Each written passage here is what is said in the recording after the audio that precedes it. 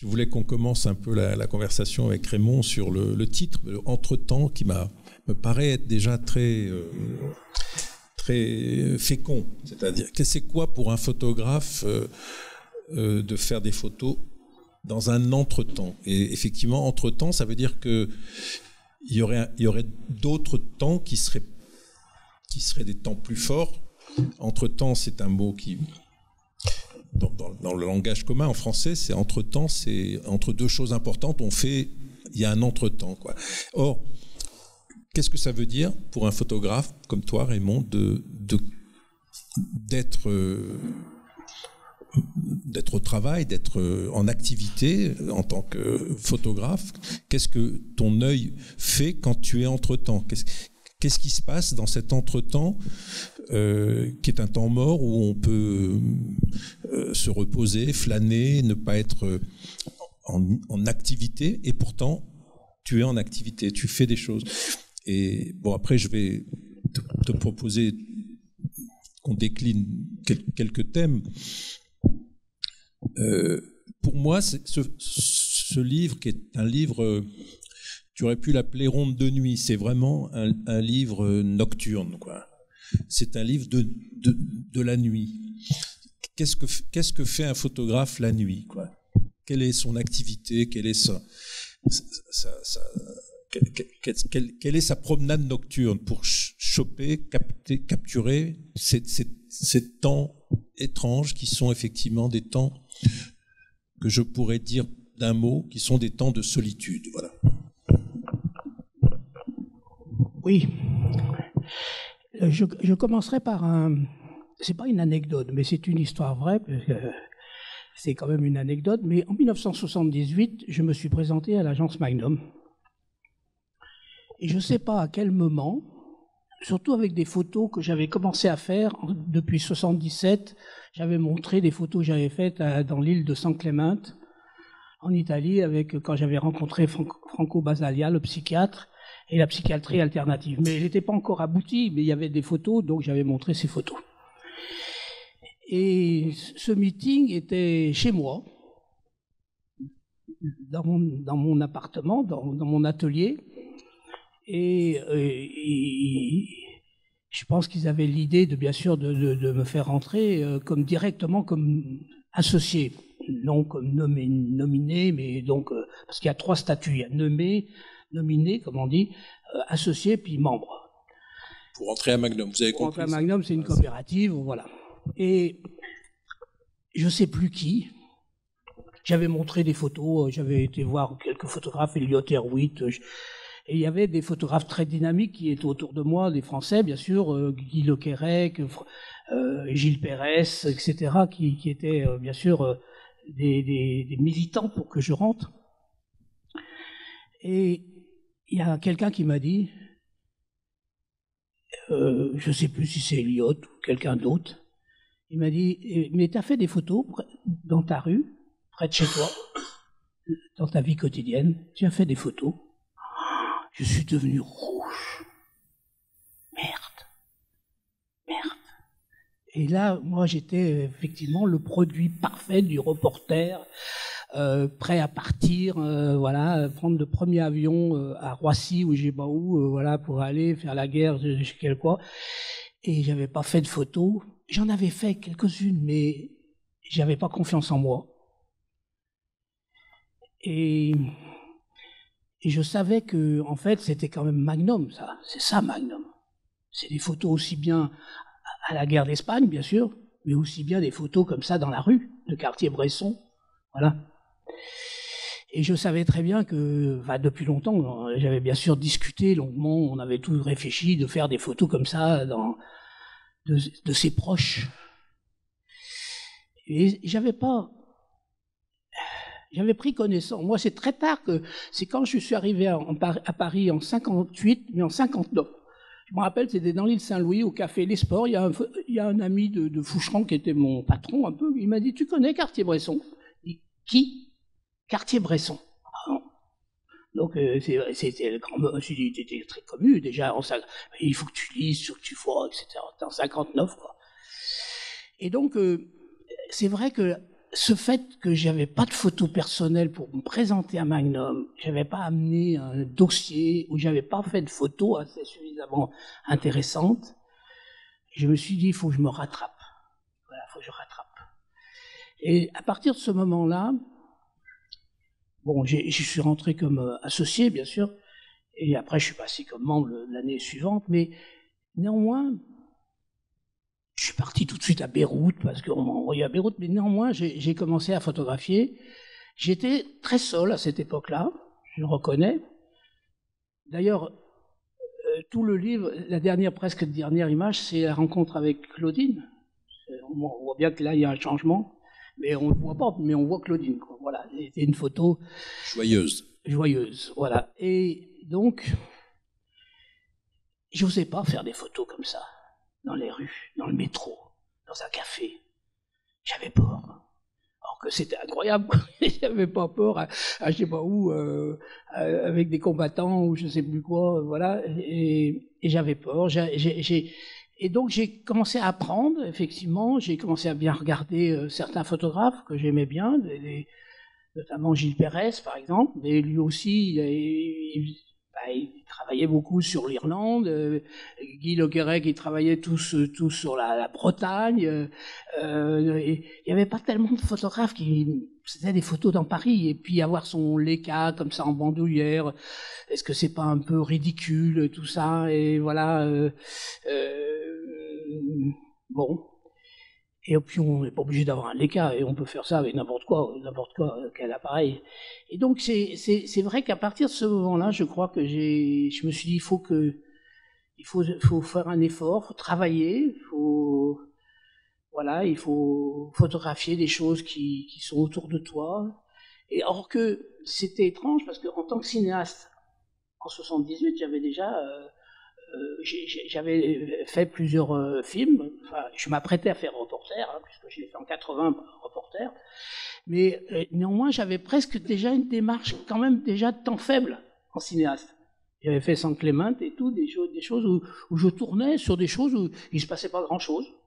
Et puis je dis, oh, bon, on verra bien. Puis j'attendais, j'étais patient. Et j'avais déjà viré ma cutie, j'étais déjà plus un reporter, j'étais plus un cinéaste de cinéma, j'étais plus un cinéaste d'actualité, j'étais pas un caméraman du journal télévisé, j'étais quand même quelqu'un qui laissait parler les gens comme ça. Et donc voilà, et donc j'ai commencé à faire ces photos de ma vie, au fond. Parce qu'on voit vraiment, elles n'étaient pas toutes bonnes, bien sûr mauvaises, et puis j'ai appris à éditer les photos, à les choisir, à pas trop démoraliser quand on les voit, à les choisir dans mauvais état, faire des photocopies de mauvais état, les emmener en public. Il y a tout, alors là il y a une gamme pour choisir, parce que ces photos-là, après il faut aussi les choisir et les éditer et être assez sûr de soi pour dire elle est bonne. Et c'est pas facile, croyez-moi, parce que vous dites non, et puis on espère, puis on est toujours un peu déçu. Donc ces moments-là, effectivement, c'est une question de voilà, il faut rentrer dans un rythme de travail, de regard, je sais pas, il faut prendre l'habitude. Il faut pas faire beaucoup de photos, parce que aussi il y a une chose, c'est que quand je suis toujours reporter, mais quand je faisais des photos je sais pas, d'actualité, je fais ça, quoi. Je bouge, je cherche l'angle. Tandis que là, ces photos, elles sont faites avec mon corps. Je bouge pas. Parce que quand je suis sur un quai de métro, et puis je vois une photo intéressante à faire, je fais pas comme un reporter qui poursuit Brigitte Bardot ou Johnny Hallyday, là, parce que ça, les gens ils vont bien d'où il vient lui. Et donc je reste à ma place. Je soulève tout doucement l'appareil au niveau de mes yeux. Je joue un peu à l'idiot, il y a tout plein de techniques. Il y a Cartier-Bresson, on en a parlé beaucoup. Lui, il a fait une métaphore qui est assez juste sur l'artillerie. Il dit l'artillerie, Elle se déplace comme ça, et dès qu'elle a tiré, elle dégage. Et c'est vrai qu'il faut dégager souvent quand tu as fait une photo. Mais ça dépend si les gens l'ont vu ou l'ont pas vu. Après, puis il y a effectivement énormément ça dépend où on est, parce que là, par exemple, récemment, j'ai fait, à la demande de Kamel Daoud, j'ai fait un travail sur l'Algérie. Avec Claudine, on est parti en Algérie et à Oran. Là, il m'a dit, Raymond, écoute, je voyage beaucoup et les gens me disent, mais à quoi ressemble l'Algérie? L'Algérie n'a pas d'image. Ah, voilà. Et là, tu me charges d'une responsabilité énorme, quoi. Et bien sûr, c'est impressionnant, Alger, parce que c'est la rue de Rivoli. C'est exactement la même architecture, et tu avances comme ça, et puis les gens, pour faire des photos, c'est 3 fois plus dur qu'à Paris, bien sûr, parce que qu'à New York ou qu'à Tokyo. Parce que si tu arrives à en faire... Alors, avec Claudine, on avait pris une méthode qui est adaptée un peu au sud de la France, et la Méditerranée, c'est de dire bonjour, parce qu'on vient de la campagne, nous-mêmes, je viens de la province, et je dis bonjour. Alors, avec Claudine, on avançait comme un couple, comme ça, on disait bonjour. Et alors, les gens souriaient. Vous êtes des nostalgiques? Sous-entendu, vous êtes des pieds noirs, quoi. Non, non, non. Ah, ben, soyez les bienvenus. Et là, une tierce de seconde, quelquefois, je pouvais faire une photo. La deuxième tierce de seconde, c'était fini. Ils posaient, ou au contraire, ils disaient non, non, pas de photo, pas de photo. Donc, il y avait une photo au Leica, l'appareil M7, qui a la prévalence la plus rapide au monde. Dès que tu appuies, elle fait une photo. Alors que le M6, le M3, tout ça sont plus lents.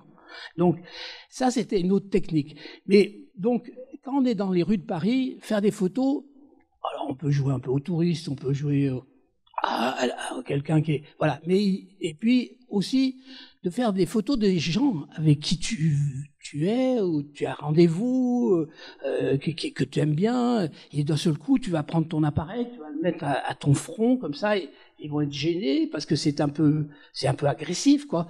Et donc, c'est toujours difficile, il faut aller très vite, et c'est vrai que c'est pas la même vitesse que le reporter, et c'est sans doute la même vitesse que celle d'Henri Cartier-Bresson.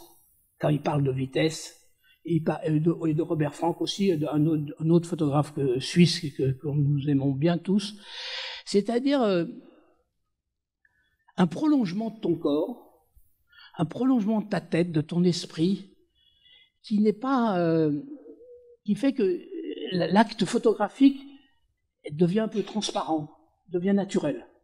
Mais aujourd'hui, bon, toutes ces photos dans ce livre, elles datent toutes d'une époque où il n'y avait pas les réseaux sociaux. Bien sûr, bien sûr. C'est un autre monde. C'est un monde qu'on a oublié, qu'on a perdu. Enfin, nous, on est assez vieux pour s'en souvenir. Mais aujourd'hui, si tu faisais des photos comme ça, aujourd'hui, tu aurais toujours dans le champ quelqu'un qui est en train de prendre une photo avec son iPhone. Peut-être. Sûrement. Oui, peut-être. Parce que tout le monde. C'est vrai que j'aille plus vite que lui. Non, mais c'est vrai, parce qu'il y a toujours quelqu'un qui fait une photo de quelqu'un d'autre dans le champ visuel de tous les jours, ou dans le métro, ou dans la rue. Alors que là, c'est émouvant aussi pour nous, pour vous, j'espère aussi, ce livre, c'est que c'est un monde qu'on a connu, mais qui est un monde où les gens sont des individus à part entière, des corps indépendants et reconnaissables ou pas. D'ailleurs, la plupart des gens, on ne les reconnaît pas. Il y a quelques figures connues.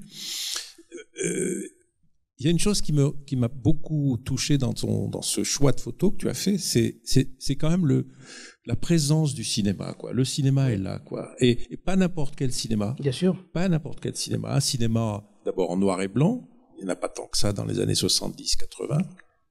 Moi, j'ai décidé, ou j'ai pensé que c'était Wenders, la figure tutélaire qui rôde là. Il y a une photo d'une femme avec un pull en V. J'ai pensé à une héroïne de Wenders. J'ai pensé à, comment elle s'appelle, l'actrice Nastasia Kinski, de dos, parce qu'elle est blonde. Mais c'est une projection, c'est moi qui invente ou c'est toi qui... Je sais pas. Mais j'y ai pensé à ce monde-là, cet univers-là qu'on a beaucoup aimé. Alice dans les villes, ces films noirs et blancs, un peu.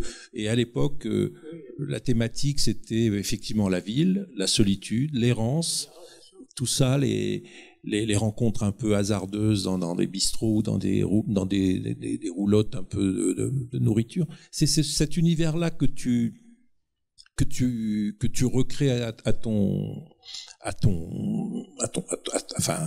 avec ton regard à toi, quoi. Mais c'est pas par hasard, parce que avant de connaître Claudine, au tout début, quand j'ai fait ces films, là, dans les années 70-80, j'ai rencontré Claudine en 86, donc avant 86, et il y a des photos là des années 80, 75-80, enfin 78-80, et j'étais dans la même maison de production et de distribution que Vim, avec Pascal Dauman, c'était une toute petite maison de distribution. Paris Film, voilà, rue Vignon, près de la Madeleine.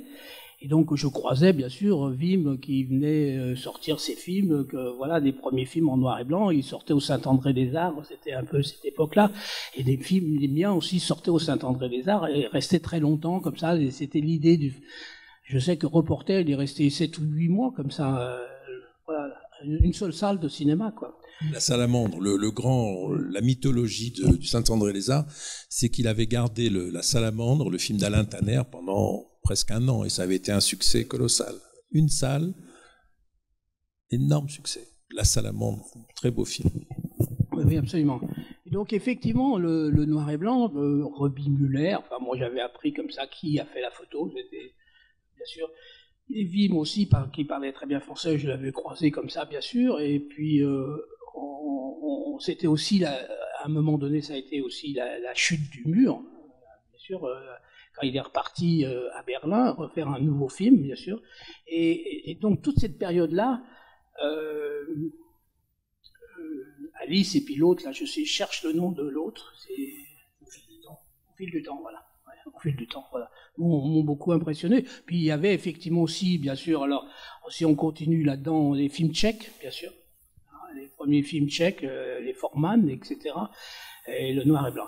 Et moi, j'avais quand j'ai fait Saint-Clément, comme c'est moi qui l'ai produit au départ, j'ai acheté des films noirs et blancs. On m'avait donné 5 000 francs, pardon, 5 000 francs. Et puis avec les 5 000 francs, j'ai acheté des films noirs et blancs. Et j'ai commencé Saint-Clément comme ça, voilà, en noir et blanc, Trix, 16 mm, quoi, voilà. Donc c'est vrai que c'est après, à partir de quand même quand le film sur Giscard, non, on s'est dit non, ça il faut le faire en couleur. Quand on fait un film politique, là, il faut le faire en couleur. Le personnage est trop exotique pour le faire en noir et blanc. Ça serait, je pense qu'on a eu raison de le faire en couleur. Mais je veux dire, il y avait des films comme ça, effectivement, que j'avais fait un peu en noir et blanc. Et la prolongation effectivement, du noir et blanc et de la couleur, parce qu'il y avait une énorme différence de prix, de coût de revient quand même, hein, à cette époque-là. Parce que maintenant, ça serait peut-être pas le cas, parce que maintenant, c'est presque aussi cher de faire du noir et blanc que de la couleur, bien sûr. Et puis, je sais même pas si encore il existe des films noir et blanc. Si, il y en a quelques-uns, je crois que oui, dans les pays de l'Est, un peu. Oui. Oui, ça pose des problèmes pour la diffusion, quoi, parce que oui, les chaînes de télévision n'en veulent pas, quoi. Et là, c'est vrai que et moi, j'ai appris aussi, en changeant d'agence, bien sûr. C'était ma 3e agence. La première agence a été une agence d'Almas, où j'étais salarié, où j'ai fait tous les premiers reportages, avec des reporters qui étaient complètement différents de ce qu'ils sont maintenant. C'était des gens assez durs, vraiment, voilà, et capables de tout faire. Et puis en plus, après, j'ai monté avec 2-3 photographes, dont Gilles Caron, on a monté Gamma, une coopérative, un peu basée sur l'esprit de Magnum, mais française. Et puis en 70, Gilles a disparu, et puis l'agence est obligée de produire sans arrêt beaucoup de choses d'actualité pour pouvoir vendre et pouvoir vivre. Et elle nous échappait un peu, quoi. Voilà. Et donc en 78, je suis rentré à Magnum, donc j'ai commencé. On m'a dit, mais c'est qui ton tireur? Et c'est qui est-ce qui te développe tes films? Et puis aussi, il y avait une chose, c'est qu'il faut savoir que avant cette période-là, je faisais pas de photos personnelles sur un film parce que on avait tendance à se moquer de toi. Dès que tu faisais quelques photos comme ça, là, tu te prends pour Cartier-Bresson, tu vois, parce que c'est pas toi qui choisissais les photos. Les planches contact allaient directement chez le rédacteur en chef. C'était un service comme ça, chez Dalmas ou chez Gamma, même chez Gamma. Et donc, si tu commençais à faire des photos personnelles de ta petite amie ou je sais pas quoi, Voilà, toute l'agence le savait, etc. Et on se moquait de toi parce qu'on disait, mais alors ça y est, tu commences oh là là, c'est dangereux, tu deviens dangereux, tu deviens difficile parce que tu te prends pour un photographe artiste et tout. Et donc, tu faisais pas de photos, quoi. Et si tu veux, ou alors tu faisais un film à part, tu le rembobinais, puis tu le faisais à part, ça. Mais je sais, moi, à cette époque-là, comme ça, je faisais très attention à pas faire de photos comme ça, même un coucher de soleil, même voilà, une belle lumière. Donc tu faisais rien, tu restais tout ça.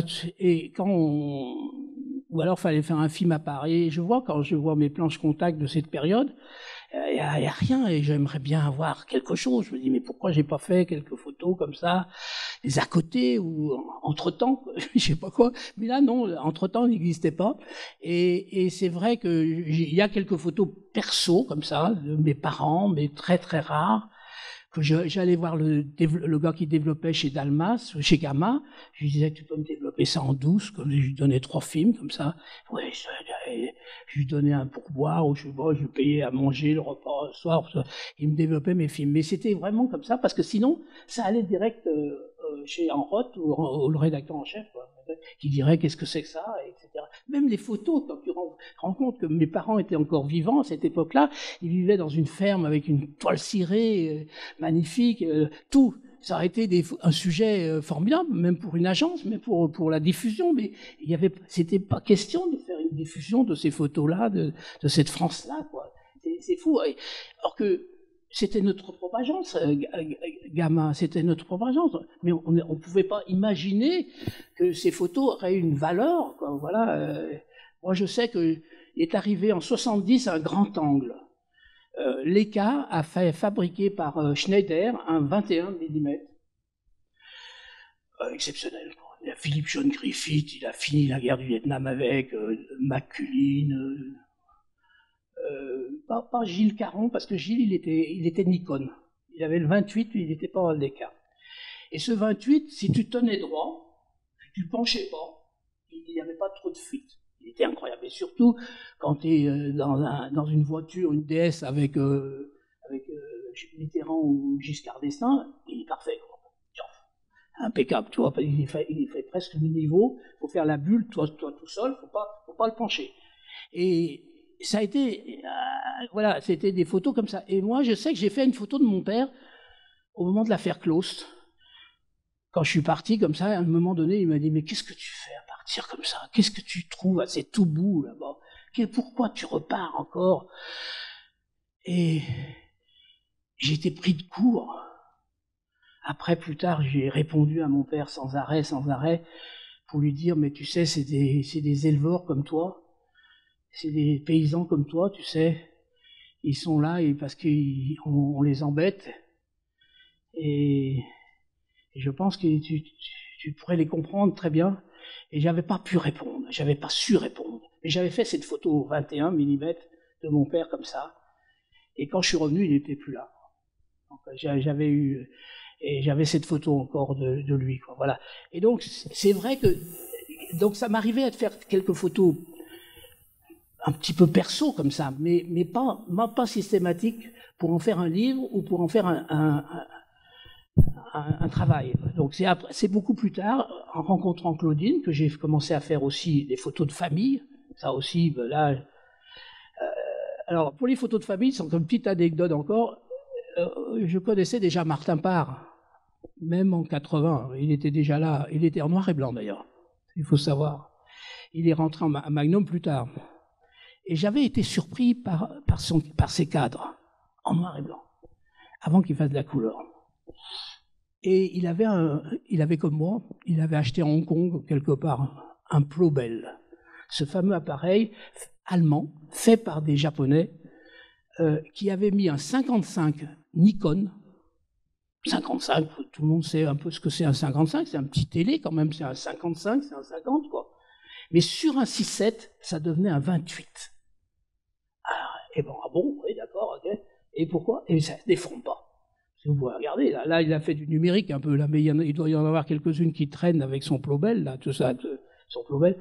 Et donc, moi, j'avais dit à Claudine, quand Charles-Antoine est né, en 81, 80, non 78, 79. J'ai dit, je vais faire toutes les photos de famille avec ça. Et j'espère bien faire un livre, d'ailleurs, parce qu'elles sont magnifiques. Elles n'ont rien à voir avec Martin Parr, mais elles sont magnifiques parce que c'est toujours fait aux 50 et c'est jamais déformé. Voilà. Donc il y a, c'est vrai que, à cause d'Henri, peut-être, ou par Henri, qui nous a laissé un héritage, on a envie de faire des photos 50 mm dans la rue à Paris, comme ça, et d'avoir un 50 et de faire Claudine, de faire quelqu'un qui est sur le bord du métro. Là, moi, l'autre jour, j'ai vu ça, elle lit, une jeune fille qui lit, une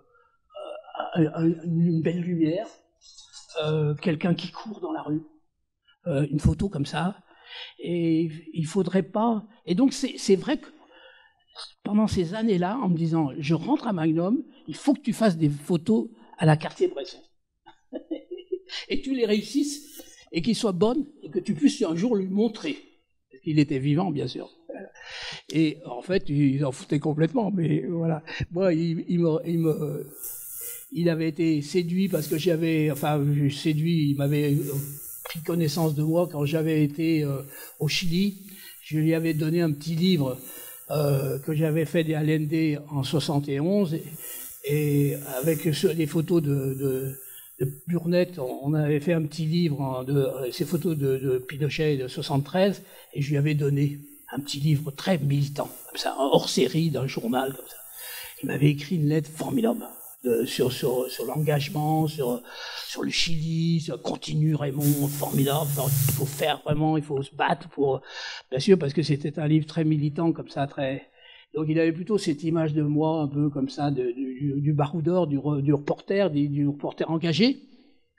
Et effectivement, je lui montrais pas, je n'osais pas lui montrer mes photos que je faisais dans le métro sur la ligne B ou comme ça.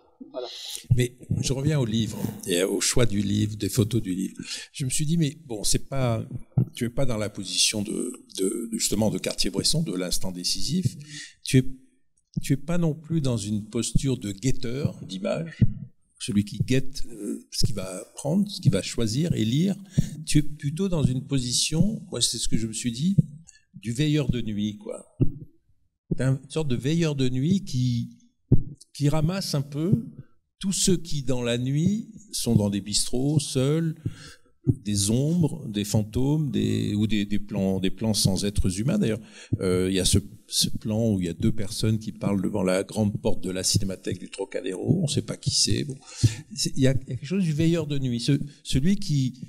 Et donc, veilleur de nuit, ça veut dire que c'est un temps spécifique. Pendant que tout le monde dort, il y en a un qui ne dort pas, c'est toi, et qui chope un peu les naufragés de la nuit, quoi. Je ne sais pas comment dire. Oui, mais c'est d'ailleurs incroyable que j'ai fait des photos. Je vois, par exemple, cette photo des deux personnes qui discutent et qui papotent devant la cinémathèque de Chaillot, là. On en parle avec Claudine souvent parce que ça l'agace, Claudine, cette photo, mais ça n'empêche que, voilà, elle existe. Et comment j'ai fait cette photo quand on connaît le jardin du Trocadéro, il est assez sombre, voilà. Pas particulièrement extraordinaire, cette porte un peu qui donne dans le jardin, là, qui descend, très mastoc, très impressionnante, de l'architecture du Trocadéro. Et puis deux personnes qui papotent. On a tous été dans une situation comme ça, de sortir d'un film, d'en repartir à un autre, et puis de papoter avec quelqu'un avec qui on a envie de parler cinéma. Et c'est vrai que comment ça se fait? Est-ce que j'arrivais? Est-ce que je partais? J'ai fait cette photo comme ça, avec une pose lente. Avec un film trix, un peu peut-être pas trop poussé, parce que non, il fallait quand même rester aristocrate, faire des temps de pause au quart de seconde, 8e et 16e, 15e de seconde. Et c'est vrai que j'ai fait des photos assez... J'étais gonflé de faire ces photos là, à ce moment-là. Alors c'est vrai qu'aussi, j'étais seul, ça c'est vrai, parce que peut-être que j'aurais été avec quelqu'un, j'aurais peut-être pas fait ces photos, j'aurais accompagné, j'aurais papoté, j'aurais discuté. J'étais seul, je recherchais peut-être... Il y a peut-être aussi chez moi le fait d'une certaine frustration du cinéaste. Parce que j'aurais bien voulu faire un film sur Paris. J'en ai fait un d'ailleurs, après Paris, il y a un film. Mais il y avait quelque chose de oui, peut-être quelque part de faire un film, voilà, de cadrer. Il y a un côté de ces photos qui sont des cadres, qui sont des plans, qui sont pas forcément des photos. C'est pour ça que tu dis, c'est pas effectivement des plans à la Magnum, à la Cartier-Bresson ou même à d'autres photographes de Magnum, parce qu'il n'y a pas d'enjeu, il n'y a pas un enjeu de moment. Ça pourrait être très bien une seconde après ou une seconde avant, une tierce de seconde avant ou après. Au fond, c'est pas ça qui est important. C'est le fait de. C'est vrai que à cette époque-là, j'étais très impressionné par Robert Frank. Je sais pas pourquoi, parce que c'était un cours. Effectivement, peut-être qu'il y avait eu l'Amérique de Franck, comme ça, qui nous avait beaucoup plu aussi. Peut-être qu'il y avait moins de vedettariat sur Franck que sur Henri Cartier-Bresson à cette époque-là en France, comme ça. Mais bon, voilà, j'ai trouvé que moi j'avais rencontré aussi Robert Frank un peu aux États-Unis une fois, comme ça, parce qu'il était aussi cinéaste aussi. Henri aussi était cinéaste. Tout ça, c'est effectivement, il y a des photographes qui ont un point faible pour moi. Il y a Walker Evans, Henri, qui a fait des films, et puis Robert Frank. Voilà, il y a quelques photographes cinéastes qui ont fait des films, qui sont toujours des ovnis, et puis il y en a d'autres, hein, bien sûr. William Klein, non? William Klein, bien sûr, ouais. Il y en a quelques-uns comme ça, et donc c'est toujours très touchant, je sais pas. Et donc c'est vrai que peut-être dans mes plans, là, quand tu dis de nuit, il y a ça aussi. Il y a aussi un facteur, c'est que moi, quand je suis arrivé à Magnum, on m'a dit, c'est quoi ton labo? C'est quoi ton tireur? Et c'est quoi ton développeur? Moi, donc on m'a envoyé chez Picto, et puis il y a quelqu'un, il m'a dit, mais tu devrais aller voir Imaginoire. C'est des gens, tu t'entendrais bien avec eux. Donc j'ai été voir Imaginoire.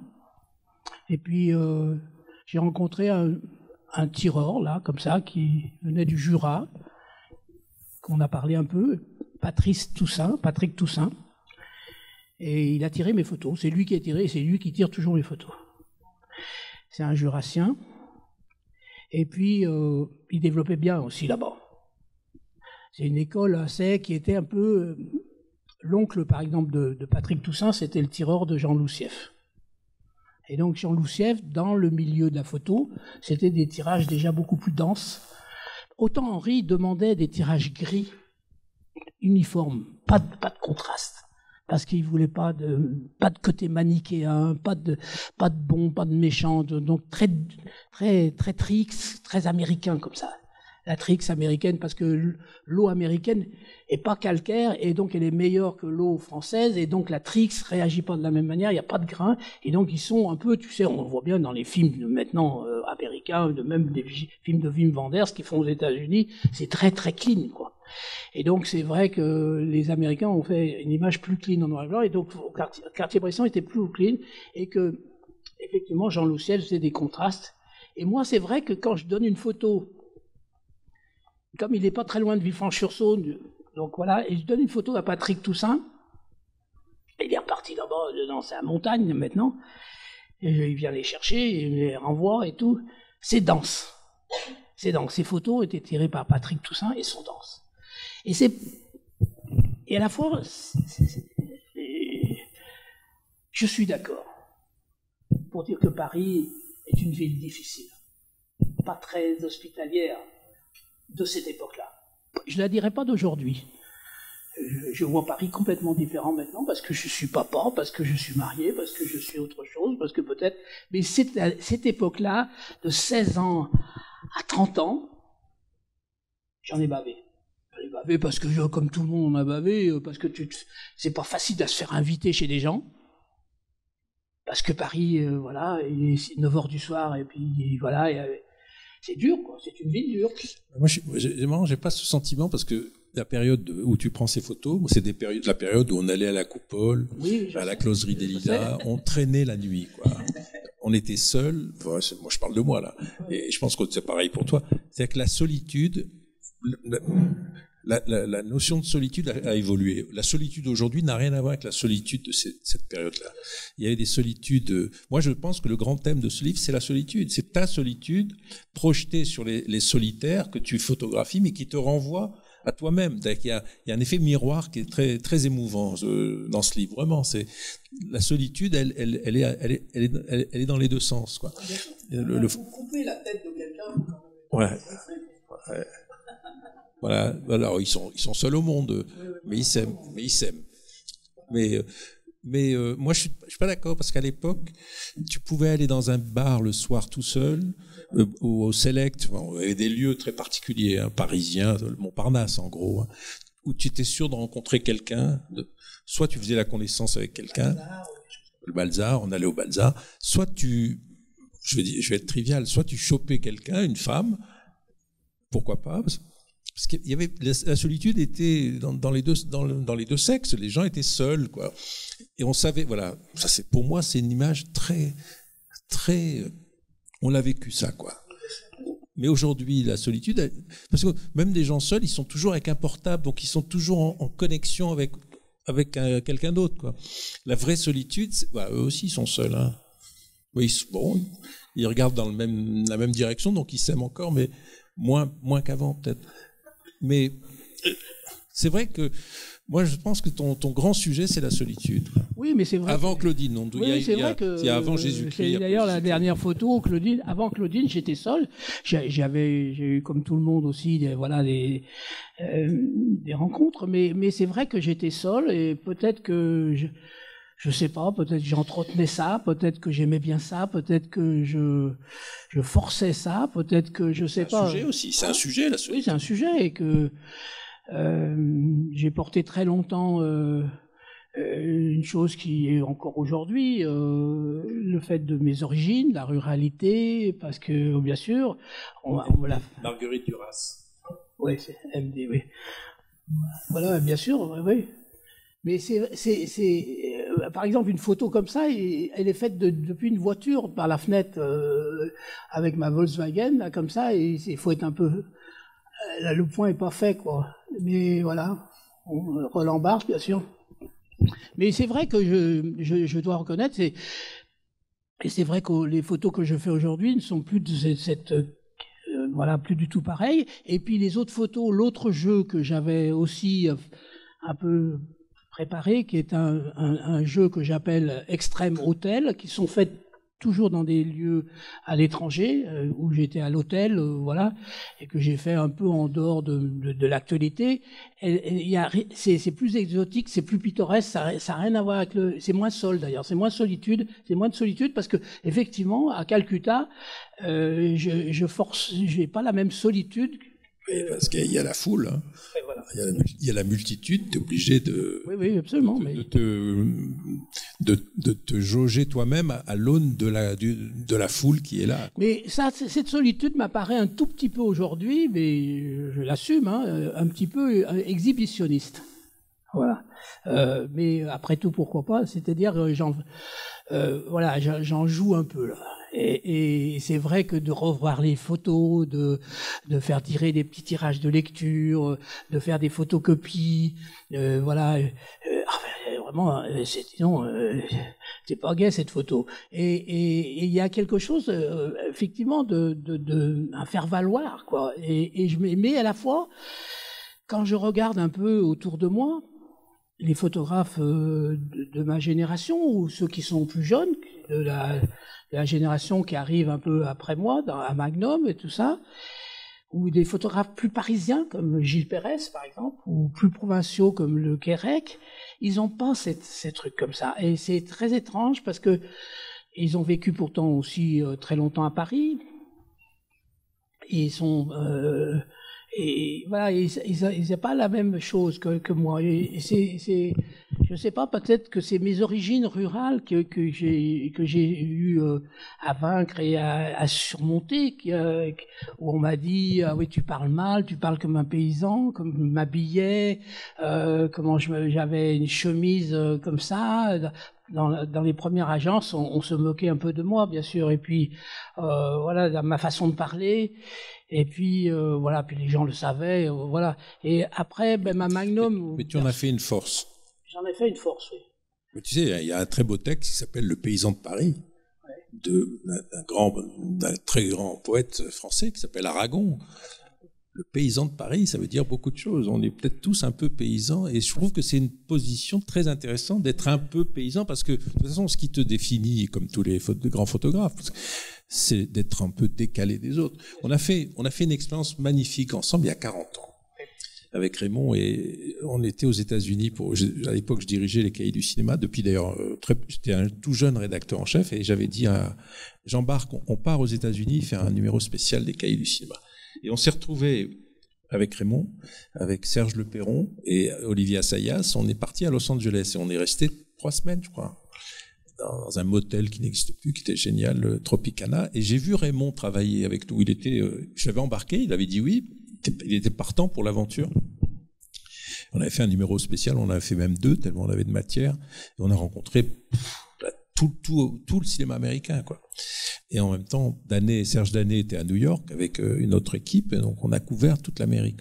Et j'ai vu, on était ensemble, mais quand on était ensemble, toi, tu avais l'instinct de te décaler de nous pour faire, parce que c'est comme le monsieur là, tu faisais des photos que nous, on n'aurait pas pu faire. C'est-à-dire que toi, tu as besoin, instinctivement, alors là, vraiment, comme un chasseur d'images, tu as besoin de trouver ton angle par rapport au réel. On était chez Coppola, en train de faire un entretien, on a vu tout Hollywood, quoi. Et ben Raymond était avec nous, et à chaque fois, il trouvait l'angle.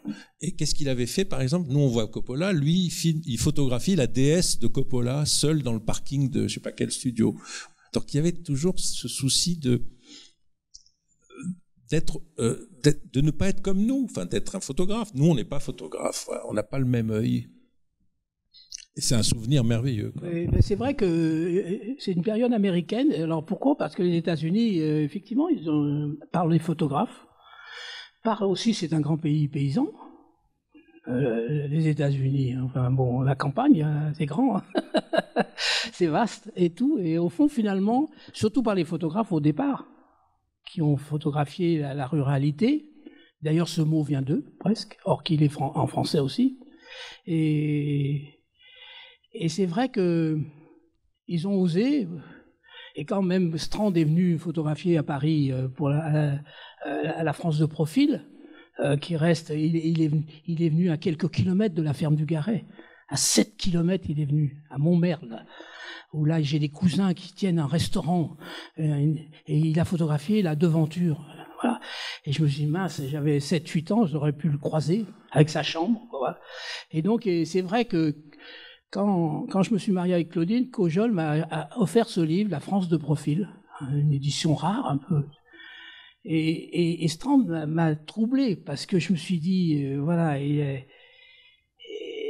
plus il est américain, vraiment dans toute son âme, Strand. Et il avait fait des films aussi, et il a travaillé sur le Sud, comme Walker Evans. Et donc c'est attaqué au Sud, donc je me dois de travailler aussi sur ça. Donc voilà. Et c'est vrai que j'ai mis du temps, mais par exemple un jour Pledge m'a dit il faudrait aller au Chili en 71. J'étais au Chili. Et c'est le projet d'un livre qu'on a expé le prochain, là. Et je me suis senti heureux. Il y avait des paysans de partout, sur les routes, et des bœufs, même. Comme à la ferme du Garret, au début quand j'étais petit, il y avait des bœufs. Et je faisais des photos, et j'entendais les gens. C'est un peu comme en Afrique aussi. C'est assez, là, je donne une petite clé qui est peut-être pas toujours flatteuse, mais elle est importante. Les gens, ils gueulent quand tu fais des photos. En Afrique, et au Chili aussi. Mais comme je parle pas espagnol, puisque je parle pas peul, ni toubou, ni teda, j'entends plus rien. Et je me dis, cause toujours mon lapin. Moi, je me dis, cause toujours mon lapin. Je sais que tu souffres. Je sais que vous souffrez dans votre position de paysan. Il y a des mecs qui sont pieds nus à marcher sur les routes en Éthiopie ou au Chili, quoi. Et je sais.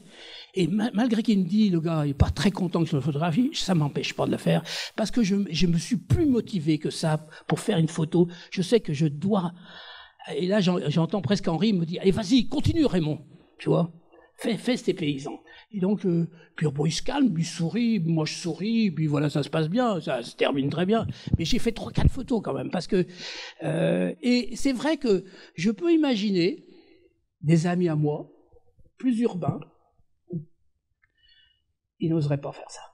Moi, Oui, voilà. Et des photographes, même que je peux citer, ils n'oseraient pas faire ça parce qu'ils se diraient, mais j'ai pas envie de me faire engueuler par un paysan sur une route du Chili, quoi. Tu vois. Donc il insisterait pas, ou il ferait tac une photo très rapide. Et puis, est-ce que moi, je m'approche des fois, j'en fais plusieurs. Il y a une photo, là, par exemple du Chili, là, un petit garçon avec son aiguillon. Et puis qui marche derrière les bœufs, je me suis mis, j'ai fait 10 photos, quoi. Et voilà, parce que je me suis dit, c'est moi ça. Double. C'est mon double. Oui. Là. Et il s'est retourné vers moi d'ailleurs. Est-ce qu'aujourd'hui, Raymond, c'est plus admettons Paris, la nuit ou le jour, est-ce que c'est plus difficile aujourd'hui tu as dit que non, mais moi j'insiste. Est-ce que c'est plus difficile de prendre des gens en photo, sachant que maintenant, il y a le droit à l'image est quand même quelque chose d'extrêmement reconnu et qui s'impose à nous, quoi. Est-ce que tu penses que c'est encore possible de choper des gens comme ça anonymes, sans leur autorisation, sans leur faire de mal, de tort, etc. Ouais. Je sais pas, c'est une question. Alors, il y a eu une période dans les années vers l'an 2000 qui a été très dure. Parce que les cours d'assises et les cours de la cour correctionnelle ou les cours ont renforcé le droit. Et puis ils ont fait marche arrière. Parce que il y a quand même un petit peu des gens comme Roger Pic qui étaient encore vivants, des autres ont commencé à dire quand même, moi je me rappelle, on dit mais attendez, c'est un lieu public. On peut faire des photos dans un lieu public. Et puis si on peut plus faire de photos dans les lieux publics, ça veut dire quelque chose. Alors il y a le droit à l'image, bien sûr, mais quand même, si on est respectueux d'une certaine distance et s'il y a un certain nombre de personnes sur la photo, le droit à l'image, il s'annule un peu parce que on n'est pas tout à fait tous reconnaissables, puis c'est impossible. Donc il y a eu un certain nombre de choses comme ça et qui ont fait que la Cour de cassation a fait marche arrière et est arrivé parallèlement à ça, vers l'an 2000, est arrivé les photographes, les téléphones. Alors, de ce coup, je dirais que moi, j'ai trouvé que c'était un peu moins dur parce que les gens, alors bien sûr, ils voient bien que c'est pas la même chose, il y a un objectif, tout ça, mais tu profites un peu du portable des gens, tu dis entre deux portables et tu fais une photo, et il faut aller vite, et puis il faut sourire, et puis il faut être de bonne humeur, et effectivement, mais ça veut pas dire qu'il y a toujours, effectivement, des gens qui veulent pas se faire photographier, mais et ça arrive. Ça t'est arrivé, toi? Oh bah bien sûr, bien sûr. Des gens qui te disent. Tu fais un petit signe, non, va, puis tu pars, tu dégages, tu restes pas. Des gens connus ou des gens anonymes? Ah, des gens anonymes. Des gens anonymes. Ah non, des gens connus, ça c'est autre chose, parce que des gens connus.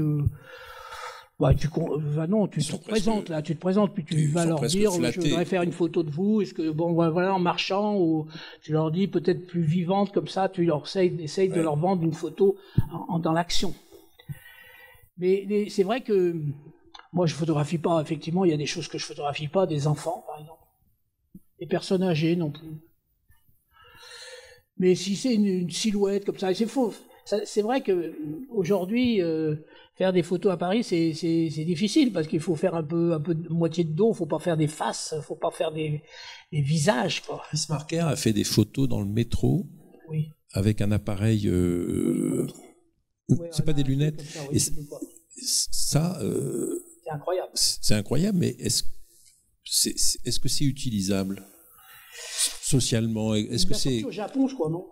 Non, dans le métro à Paris. Hein. Oui, non, mais il a édité au Japon. Ah oui, parce qu'en France, je suis pas sûr qu'il pourrait le faire. Enfin bon, comment? En Angleterre. En Angleterre. Ouais, et je trouve pas que ce soit son meilleur travail personnellement, mais enfin bon. Oui, c'est vraiment un appareil. Il a acheté ça à Tokyo. Un appareil clandestin. Vous faites des photos sans que personne ne sache que vous faites des photos. Il y en a aussi comme ça, il y a des trucs de cigarettes, il y a des briquets aussi, il y a des trucs comme ça qu'on peut acheter au Japon, comme ça, à Shinjuku. Et lui, je sais plus ce que c'est, mais c'est un truc assez... Et c'est vrai que dans le métro, il a fait comme ça. Et le problème, c'est un peu l'utilisation de ces photos, quoi. Tu peux pas après être les temps. Là, il y a François Hévergans, il se cache parce qu'il est coquet ou parce que... Oui, il est coquet. Il est coquet. Oui, il y a une photo de François, l'écrivain cinéaste d'ailleurs, François Hévergans, qui est mort il y a quelques années, mais il se cache. Ouais. Il y a Jean Rouch aussi qui est. Il y a Jean Rouch, oui, lui, il adore, lui, il aimait bien se faire photographier, et c'est lui qui m'avait demandé de venir devant la statue de Baldus. Je crois. Oui. Non, mais un jour j'aimerais bien ressortir. Oui, j'ai fait. Au début, quand j'avais 18-19 ans, c'était la seule chose qui. Le mot n'existait pas à l'époque de dire people, mais on faisait des vedettes de cinéma. Et tout le monde posait et tout. Souvent, au début, je travaillais au Rolleiflex et au Flash, quoi. De John Wayne à Brigitte Bardot, ou à Virginia Brigida, Sophia Loren, etc. Puis il y a des metteurs en scène aussi, des grands metteurs en scène de cinéma. J'ai fait ces photos. Elles sont... Il y en avait comme Bourvil, ils étaient presque, ils mettaient en scène, ils te disaient, qu'est-ce que tu veux que je fasse? Je me souviens de Bourvil un jour, il m'a dit, tu veux que je fasse quoi, Raymond? C'est un paysan lui aussi, comme toi. Oui. Et il me dit, il y a un gars qui fait sauter, il y a un photographe américain, je lui ai dit, qui fait sauter les gens, et c'est formidable. Ah bon? C'était Haussmann. Il me dit, tiens, tu vois là-bas, il y a un radiateur. Je vais monter sur le radiateur, je vais sauter du radiateur et tu vas me faire une photo. Et alors, il n'y avait pas de lumière, et au flash, comme ça, j'ai lui qui saute du radiateur, comme ça. Et il y avait, Jean Gabin, il était plus bougon. Mais même Brigitte Bardot, t'en prends peut-être ton appareil, je me rappelle, heureusement j'en avais 2, parce qu'elle m'a dit, tiens, vous pouvez me prêter votre appareil, puis elle a commencé à faire des photos. J'avais un autre, heureusement, parce que j'avais plus d'appareil. Mais bon, c'était plutôt bon enfant. Mais c'est vrai que les premières de cinéma, à cette époque-là, moi je me souviens, dans Champs-Élysées, on disait Raymond, il y a une première de je sais pas quoi, un film avec Alain Delon, de Melville, je sais pas quoi. Et il y avait la garde républicaine. Delon descendait de la voiture avec une vedette, je sais plus qui, et tout le monde posait et faisait la photo, comme ça, on roulait, les photographes qui étaient de l'agence AFP, ils faisaient 3 photos, ils partaient développer. Et quand je suis revenu du service militaire, moi en 63, ça terminait. Alain Delon arrivait, et c'était la bousculade. Et donc on était tous comme ça, à faire des photos, l'appareil au-dessus des épaules, faire marche arrière comme ça, une bousculade énorme comme ça. Faire des photos très mauvaises, aucun intérêt, et à marche arrière jusque dans la salle, comme ça, et peut-être à faire une photo au flash comme ça, assis dans la salle avec Marie-Cadette Mère ou je sais plus qui, peu importe, des vedettes comme ça. Et donc moi j'ai connu un tout petit peu, effectivement, où les vedettes posaient pour les photographes, qui étaient presque, moi j'ai pas connu, mais il y en avait encore qui avaient travaillé au speed graphique. En 59, il y en avait encore qui avaient des speed graphiques, avec l'ampoule, là, comme ça, et faire une photo comme ça. Et avec comme il y a eu à l'assassinat du tueur de Kennedy, quand il sort, c'est un photographe au speed graphique. Il y en avait encore peut-être là-bas dans le sud des États-Unis. Hein. Et il y en avait encore à Paris, il y avait des photographes, et il y a eu très longtemps des gens au Rolleiflex. Et puis après, tout le monde est passé au 24 ensuite, mais en ambiance, il n'y en avait pas beaucoup, bien sûr. Voilà. Donc c'est vrai que le flash, ça c'est encore autre chose. Est-ce qu'il y a des questions à poser à Raymond, ou des commentaires, à Raymond, pardon. Sinon on continue, attention. Il est intarissable. Alors, qui se dévoue? Monsieur.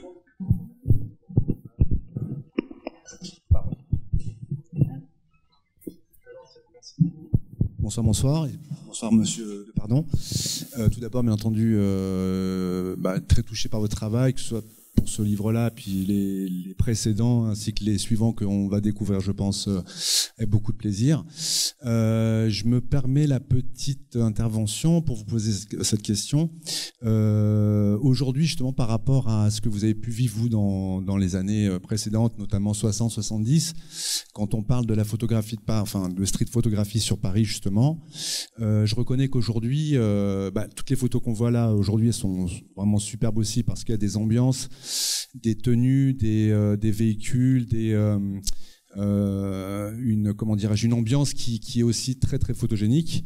Aujourd'hui, c'est vrai qu'à Paris, quand on veut se lancer dans la photo de rue, un petit peu comme vous le faites et que vous l'avez fait sur ce livre-là, c'est d'autant plus difficile que maintenant, malheureusement, il n'y a plus vraiment d'homogénéité. C'est vrai que au niveau des personnages qu'on peut être amené à croiser, que ce soit dans leur façon de s'habiller ou même les véhicules, l'urbain, hormis dans certains quartiers où il est maintenant quasiment impossible d'aller photographier puisque ça devient presque un peu dangereux si on est repéré.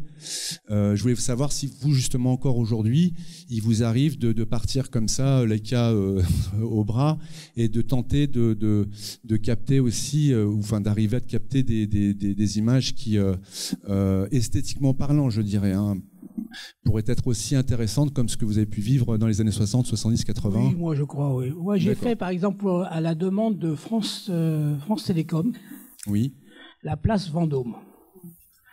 La place Vendôme, c'était il y a une quinzaine d'années, je ne sais pas, ils voulaient installer la fibre, la première fibre.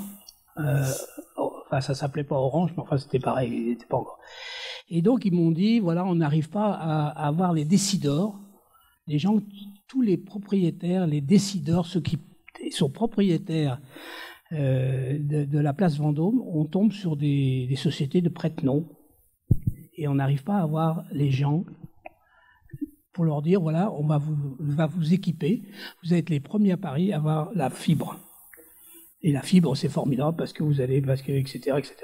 Et en fait, ils m'ont dit, il y a beaucoup, beaucoup de sociétés de bourse. J'ai dit, il y a le Ritz et puis il y a surtout des joailliers, quoi. Non, il y a beaucoup de sociétés de bourse et pour eux, ça va être fantastique. Mais on peut pas. On ne peut pas les joindre et on n'arrive pas à les joindre. Et quand on arrive, les lettres sont jetées et on voit bien que personne ne nous répond. Donc on va faire un grand cocktail au Ritz et on va les inviter et on voudrait leur donner une plaquette.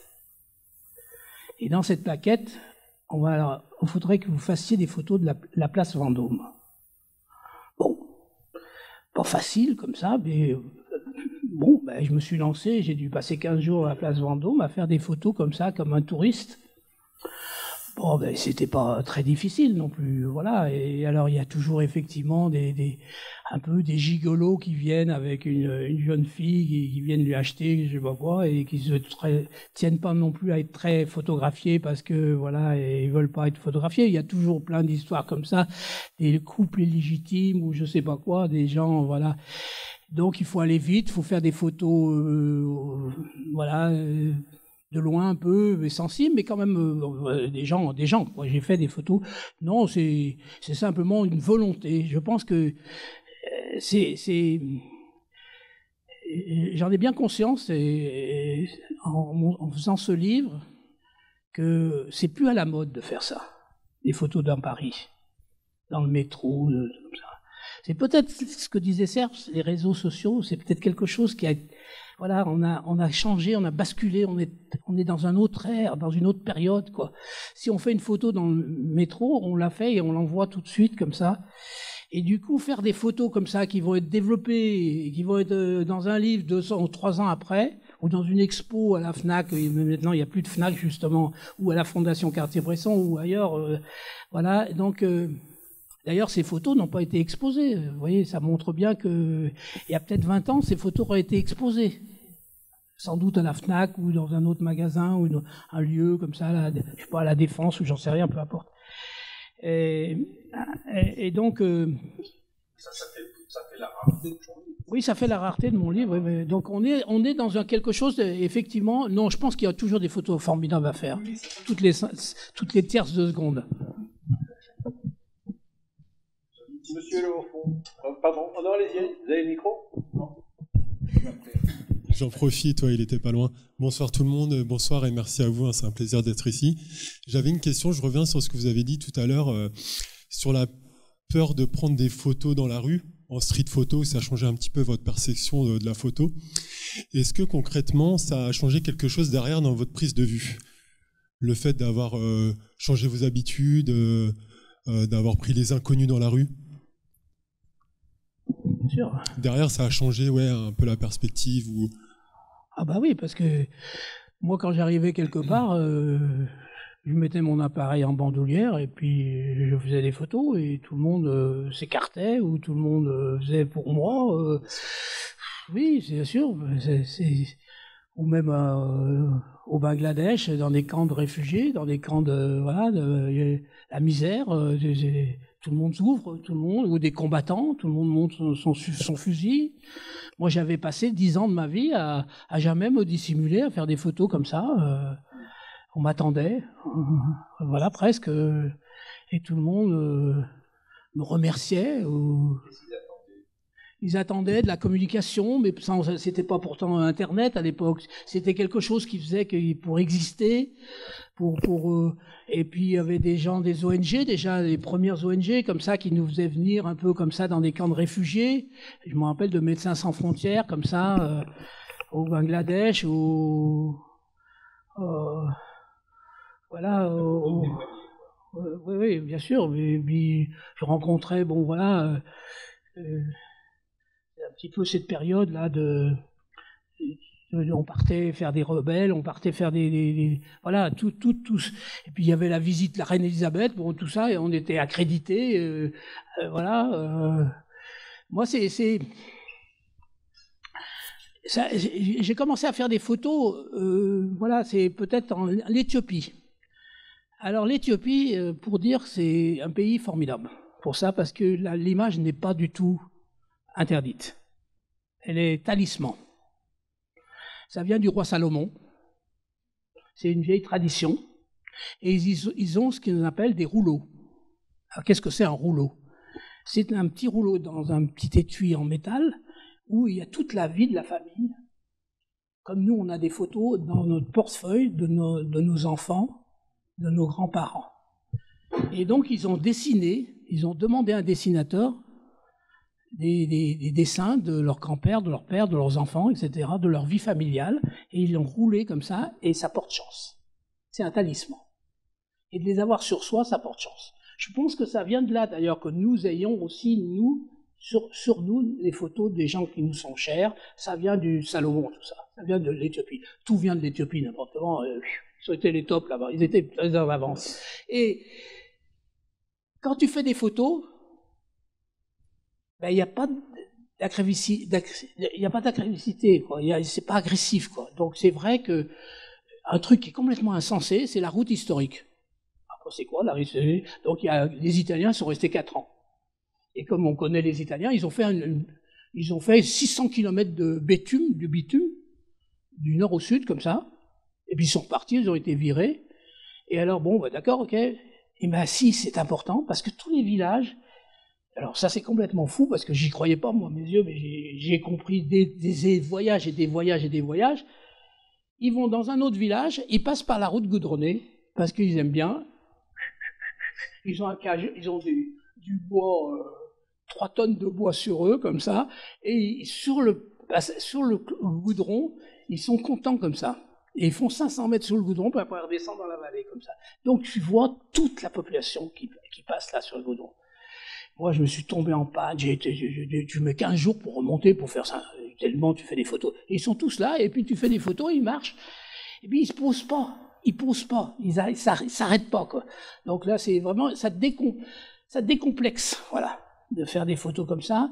C'est pas tout à fait le cas, effectivement, dans l'Afrique francophone, ou dans d'autres Afriques, où, effectivement, c'est plus dur, quoi, c'est plus dur de faire des photos, bon, voilà, c'est dur. Alors même moi, qui ai pourtant beaucoup fait de guerre avec les Toubous, des fois, j'ai crapahuté avec eux. Alors je sens qu'il y a quelqu'un qui leur dit en Toubou, non, c'est un ami, quoi. Et je vois bien qu'il y a un réflexe quand même déjà un peu plus anti-blanc, quoi. Voilà, c'est déjà plus entretenu, quoi. Mais bon, voilà.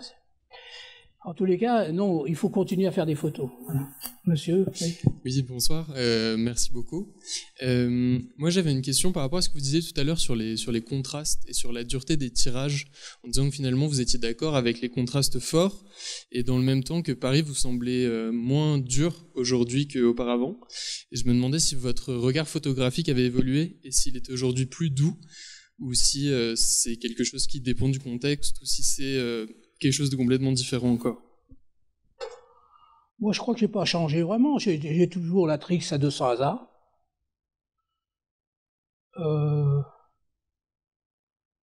Donc elle est à 400 hasards.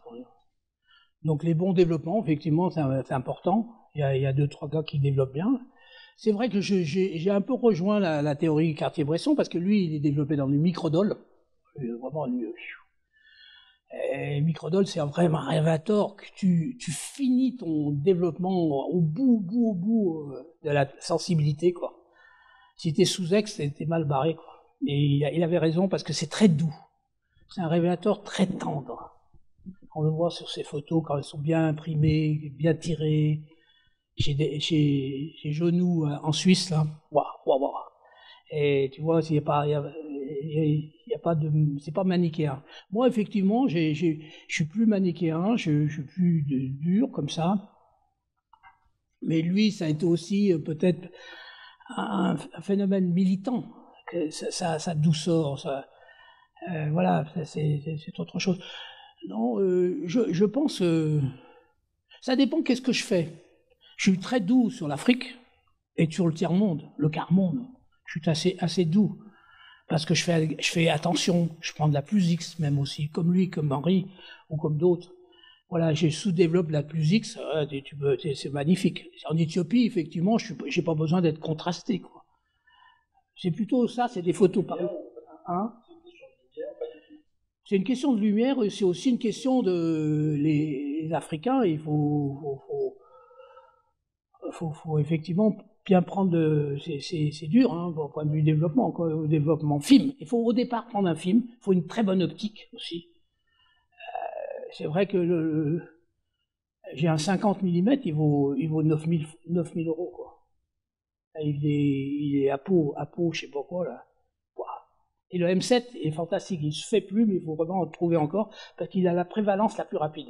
Tu appuies, comme les numériques. Et l'autre fois, il y a un gars de l'IB qui est venu me photographier, j'ai dit, j'ai le M7, il est aussi rapide que le tien. Non, c'est pas possible.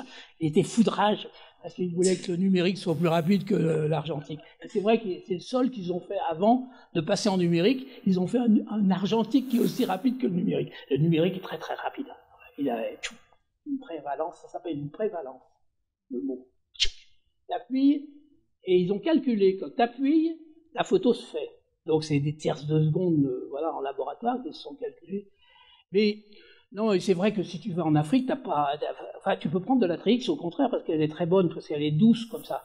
Et bien sûr, ça dépend ce que tu veux faire. Il y a des gens qui font des photos, voilà, et ça dépend un petit peu, mais il faut un peu. Moi, je suis nul en labo, mais j'ai fait quand même du labo comme ça. J'ai compris, et puis je fais très attention au développement. Je fais très attention aussi à la douceur. Peut-être que mon regard a changé.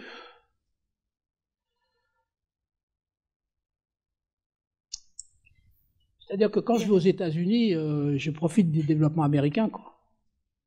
Moi, j'ai vu là, la chambre, là, j'ai pas fini encore. C'est une merveille de merveille, quoi. L'eau et les pH neutres. Alors, j'ai trouvé le Chronopost, le Chronopost américain. C'est un FedEx grande. Il passe pas au rayon X. Donc, de partout aux États-Unis, tu vas chez FedEx et tu lui dis FedEx grande. Et c'est des camions qui roulent toute la nuit en direction de New York. Voilà, même depuis la Californie, de partout.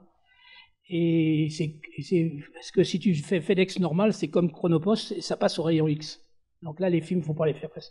Et il a développé à New York, dans l'eau américaine de New York, elle est très très bonne. Elle est pH neutre. Alors là, bon, je sais qu'en France, il y a des gens qui développent en Volvic un peu, mais elle est très calcaire, quoi. Et elle est pas bonne, quoi. Elle est pas bonne pour nous, quoi. Et bon, voilà, elle est pas bonne pour. Il faut faire quand même des photos. Donc, c'est vrai que si je vais au Tchad et je fais des photos et que je rentre à Paris, et je peux pas aller à New York. Je vais quand même pas prendre. J'avais regardé un jour comme ça. Jamena, New York, ça c'est un peu cher quand même. il y avait un vol. Le vol, le Panam 001, qui tournait tous les jours. qui faisait le tour de la Terre dans le sens comme ça de l'équateur. Le Paname 001. Il partait de New York, il allait sur l'Afrique, l'Asie, etc. Il retournait comme ça. Alors bon, mais ça, il fallait... Voilà, je vous conseille, mais je ne sais pas s'il existe toujours, le Paname 001. Mais, oui, le Paname, il n'y en a plus. Non, il existe. Il reste une toute dernière question. Oui. Bonjour à tous. Donc tout d'abord, je voulais dire que j'étais très heureuse d'être tombée là par hasard, puisque vous êtes une très grande inspiration pour moi. J'entends pas. Donc merci. On n'entend pas. Ah ouais, ok.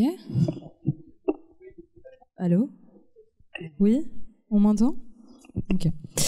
Donc je voulais dire que j'étais très heureuse d'être tombée là par hasard, parce que vous êtes une très grande inspiration pour moi. On n'entend pas ce que je dis? Oui, par hasard. Peut-être que je peux parler comme ça. Oui, c'est mieux. Approchez-vous. Micro quand même? Ouais. Ça va? Oui. Donc bonjour à tous. Je voulais dire que j'étais très heureuse d'être tombée là par hasard, parce que vous êtes une très grande inspiration pour moi. Donc voilà, Jana. Et donc ma question c'était, dans votre travail, est-ce que vous trouvez, vous ressentez une différence entre photographier des inconnus, des personnes que vous connaissez déjà, et si vous avez une préférence?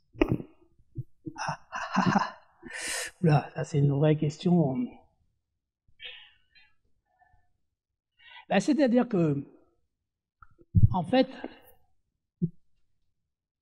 j'essaierai de photographier les gens que je connais comme des inconnus. Parce que c'est évident. C'est évident que la photo, quand on bouge, ça m'est arrivé comme ça, moi, d'être bougé, de bouger, de poser pour un photographe, le Progrès de Lyon, je sais pas quoi. Et je sais que la photo ne sera pas bonne, parce que c'est pas très intéressant comme ça. Je suis sur une chaise ou je sais pas quoi. Et c'est vrai que si j'ai le temps, si c'est possible, et s'il y a une action qui se permet que je visite comme ça en montrant mes photos, comme ça en parlant, en marchant, je préfère une photo comme ça dans l'action. J'ai l'impression qu'elle sera... Donc de voler, une photo volée, je trouve que c'est plus intéressant. Saisie, enfin, tous les volets, je fais exprès de prendre ce mot voler, mais en fait c'est saisi un peu dans l'action, comme ça. Et je trouve que c'est mieux. Et c'est vrai que, bon, ça m'est arrivé comme tout le monde de poser, de photographier quelqu'un qui te regarde, etc. Et bien sûr, c'est une photographie. Mais c'est vrai que le regard caméra... Alors c'est pour ça que j'en viens un peu au fait que je suis cinéaste. Regard caméra, c'est pas bien. Voilà. C'est-à-dire que quand tu es là depuis 3 mois dans un genre les urgences à l'Hôtel Dieu, et que tu t'es vraiment bien, tu connais tout ton emplacement, vraiment t'es physiquement, avec Claudine, avec la perche, et elle aussi, elle regarde pas les gens qu'elle perche, parce que les gens cherchent du regard, ils disent quelque chose à l'infirmière ou à l'infirmier en disant « Aidez-moi, je souffre ». Donc là, toi, tu dois rester derrière ta caméra, et Claudine, sa perche, elle ne regarde pas les gens, parce que sinon elle va te prendre à témoin. Et moi, le plan, il est foutu. Si cette personne regarde Claudine... Je l'ai fait une fois dans le film, d'ailleurs, j'ai fait un panneau sur Claudine pour montrer que cette personne s'adressait à Claudine. Et c'était comme ça. Parce qu'elle disait, c'était une scène très très pathétique comme ça. Voilà. Et donc, le regard caméra, c'est annule un peu, entre guillemets, annule. Si vous voulez, on sait bien qu'on est là, on sait bien qu'on bouge, on recule, etc. Je veux dire, on n'a pas...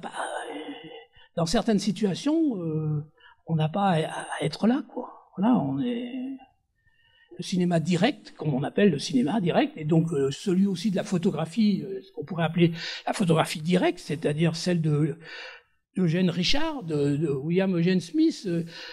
Encore William Eugene Smith, c'est un peu spécial, mais c'est de la photo directe, voilà.